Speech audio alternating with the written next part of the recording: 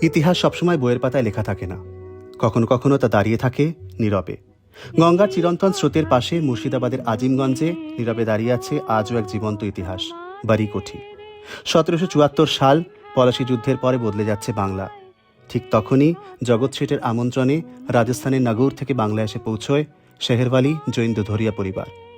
নওই বাংলার স্বর্ণযুগে যখন মুর্শিদাবাদ ছিল বিশ্বের বাণিজ্য মানচিত্রে এক উজ্জ্বল নাম, তখনই গড়ে ওঠে এই রাজকীয় প্রাসাদ।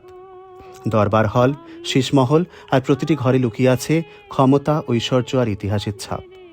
ব্রিটিশ আমলে ব্যাংকার ও ঋণদাতা বুধ সিং দুধরিয়া নিজের জীবন উৎসর্গ করেন দান ধ্যানে।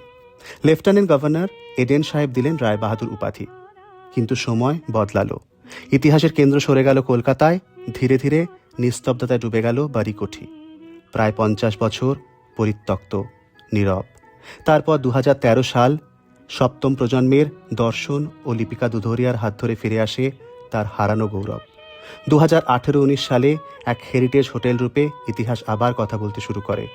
আর আজ বাড়িকোঠি শুধু এক হেরিটেজ হোটেল নয়, এ এক সময়ের ভিতর বাস করার অনুভূতি, যেখানে প্রতিটি দেওয়াল, প্রতিটি আসবাব আজও ইতিহাসের গল্প শোনায় ফিস ফিস করে।